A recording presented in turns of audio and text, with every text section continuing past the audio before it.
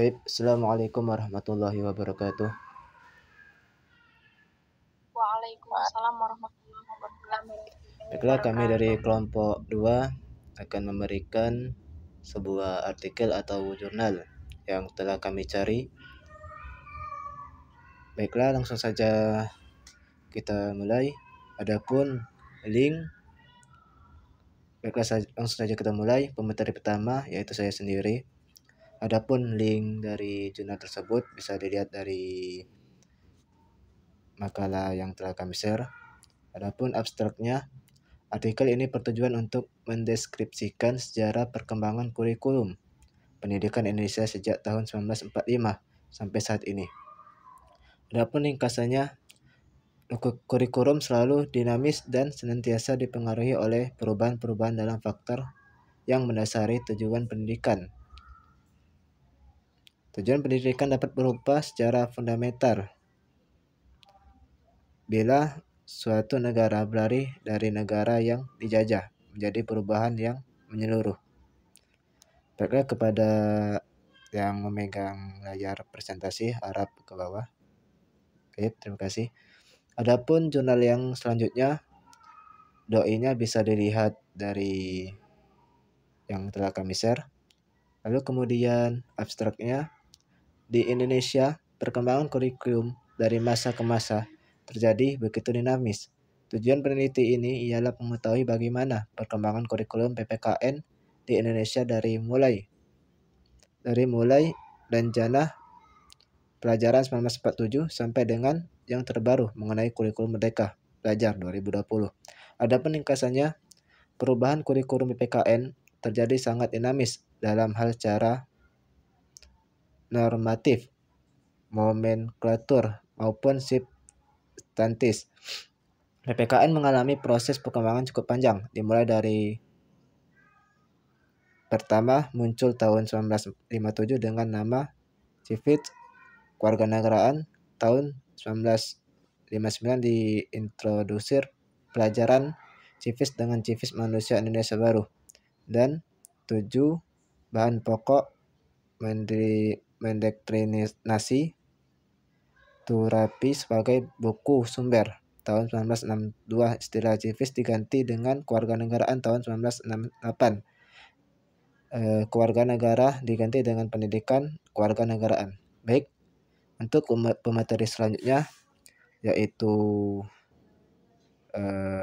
Anur, kami persilakan. Baiklah, langsung saja. 3. Doi seperti yang kita lihat. Terus abstraknya, pendidikan tidak dibatasi oleh ruang dan waktu. Pendidikan terus berkembang seiring perkembangan zaman. Zaman berlalu yang bertujuan untuk meningkatkan mutu pendidikan itu sendiri. Salah satu organ penting dalam pendidikan yaitu kurikulum. Kurikulum dalam pendidikan memiliki peran yang sangat besar dalam menentukan kemajuan pendidikan di suatu negara. Penulisan artikel ilmiah ini bertujuan untuk lebih memahami perkembangan kurikulum di Indonesia dari masa ke masa yang mengalami perubahan dimulai dari kurikulum 1947 hingga kurikulum 2013. Kurikulum selalu merubah untuk memenuhi kebutuhan masyarakat dan menyesuaikan dengan perkembangan zaman. Dalam penulisan artikel ini, terus kesimpulannya, kurikulum merupakan perencanaan sangat penting dan tidak dapat dipisahkan dalam sebuah proses pendidikan. Menyusun dan merumuskan kurikulum bukan suatu perkara yang mudah. Terlebih lagi, kurikulum adalah suatu konsep yang harus menyesuaikan dengan zaman dan kebutuhan masyarakat di mana kurikulum tersebut diterapkan. Oleh karena itu, sudah jelas bahwa perubahan kurikulum tidak mampu dihindari. Pengembangan kurikulum memang sangat dibutuhkan agar pendidikan mampu memenuhi kebutuhan masyarakat. Dalam perubahan yang terjadi, pastinya mempunyai kelebihan dan kekurangan dengan implementasinya. Dari masa ke masa, kurikulum di Indonesia telah berganti dan berkembang sekurang-kurangnya 10 kali dari awal kemerdekaan atau masa orde lama yang terbagi menjadi 3 bagian, yaitu kurikulum 1947, kurikulum 1952, dan kurikulum 1964. Terbagi menjadi 4 bagian, yaitu Masa Orde Baru yang terbagi menjadi 4 bagian, yaitu kurikulum 1968, kurikulum 1975, kurikulum 1984, dan kurikulum 1994. Masa Reformasi yang terbagi menjadi 3 bagian, yaitu kurikulum 2004, kurikulum 2006, dan kurikulum 2013. Setiap kurikulum tentunya memiliki tujuan yang sama, yaitu untuk memajukan mutu pendidikan Indonesia dan membentuk generasi yang lebih baik. Yang keempat, doi seperti yang kita lihat, abstrak dalam dunia pendidikan, kurikulum bangsa Indonesia sudah banyak mengalami perubahan, mulai pada tahun 1947, 1952, 1964, 1968, 1975, 1984, 1994, 2004, dan 2006. Serta yang terbaru adalah kurikulum 2013.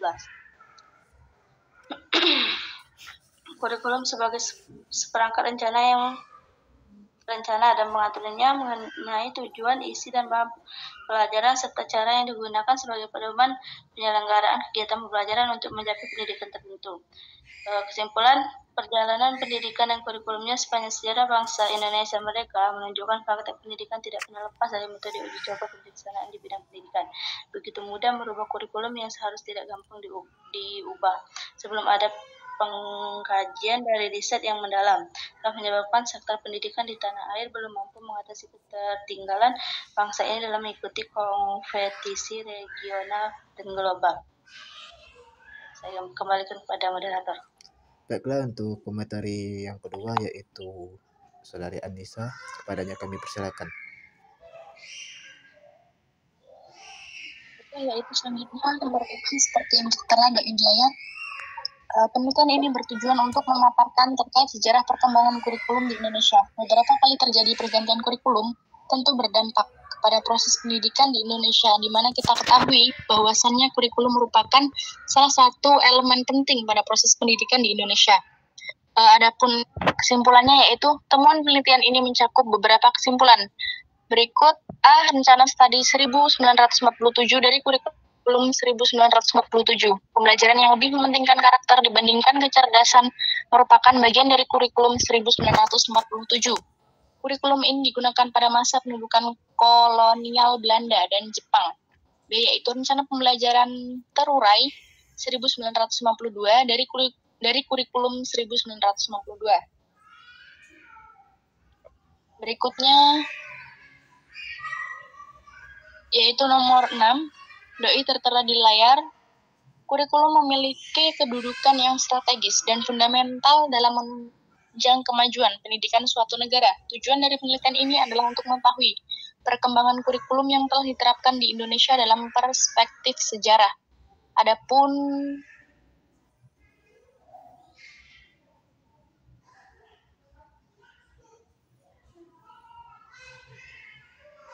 metode yang digunakan dalam penelitian ini adalah kualitatif. Baiklah, itu saja. Saya kembalikan kepada moderator. Baiklah, terima kasih kepada Saudari Anissa. Selanjutnya pemateri selanjutnya yaitu Saudari Fahria, kami persilakan. Baik, terima kasih kepada moderator telah mengizinkan saya. Saya akan membacakan nomor 7. Pendidikan yang mampu mendukung pembangun di masa pendatang adalah pendidikan yang mampu mengembangkan potensi peserta didik hingga yang bersangkutan maupun menghadapi dan memecahkan problema kehidupan yang dihadapi. Seperti yang diringkas, perubahan paradigma menyelenggarakan pendidikan dari sentralisasi ke desentralisasi dan otonomi pendidikan mendorong terjadinya perubahan dan pembaharuan pun beberapa aspek pendidikan, termasuk aspek kurikulum. Dalam kaitan ini, kurikulum sekolah pun menjadi perhatian dan pemikiran-pemikiran baru hingga mengalami perubahan-perubahan kebijakan. Lanjut, nomor 8. Untuk penghasilan sebuah proses pendidikan yang unggul, maka setiap kurikulum harus ditata dan dikembangkan dengan sesuai kebutuhan masyarakat hingga kurikulum dituntut selalu dinamis mengikuti perkembangan masyarakat dan ilmu pengetahuan, mengalami perubahan, perbaikan bahkan pembaruan terus-menerus. Sekian, terima kasih. Saya kembalikan lagi kepada moderator. Baiklah, terima kasih kepada Saudari Fahria. Selanjutnya pemateri terakhir yaitu Hafizah, kepadanya kami persilakan. Baiklah, saya akan menjelaskan nomor 9. Doi bisa dilihat makalah yang kami buat, kurikulum pendidikan di Indonesia dalam perjalanannya setelah melakukan berbagai perkembangan, mulai dari sentralisasi, desentralisasi, serta otonomi terhadap pendidikan dan selalu mengalami inovasi setiap tahunnya. Sejalan dengan itu, pendidikan Islam di Indonesia mengalami perubahan kurikulum. Pendidikan Islam yang didasari oleh berbagai faktor. Faktor yang terpenting adalah landasan historis. Ringkasannya yaitu implikasinya landasan historis kurikulum pendidikan terhadap perkembangan kurikulum pendidikan Islam adalah menjadi semboyan dalam pendidikan madrasah di Indonesia, memberikan pemahaman yang jelas dan utuh tentang kurikulum pendidikan Islam. Terlihatnya kedinamisan kurikulum pendidikan. Baiklah, nomor 10, doi bisa dilihat di makalah yang telah kami buat. Abstraknya juga bisa dilihat di makalah yang telah kami buat. Dan kesimpulannya yaitu, hasil dari penelitian ini adalah bahwa sejarah pendidikan di Indonesia tidak hanya pada satu masa saja, namun dari berkembangnya zaman, pendidikan di Indonesia mengalami perubahan masa demi masa. Pendidikan merupakan alat untuk mewujudkan perdamaian sejati, kebebasan, dan keadilan sosial. Pendidikan merupakan pembuka pintu dunia untuk kehidupan yang ideal, menumbuhkan kehidupan yang lebih manusiawi, dan dapat mengurangi kemiskinan dan keterbelakangan. Baik, itu saja. Saya kembalikan kepada moderator. Terima kasih kepada pemateri kita yang terakhir, yaitu Fizadillah. Mungkin cukup sekian dari kelompok kami yang menjelaskan tentang sejarah kurikulum 1968 sampai 1975. Kami akhiri presentasi kita malam hari ini. Assalamualaikum warahmatullahi wabarakatuh. Waalaikumsalam. Waalaikumsalam warahmatullahi wabarakatuh.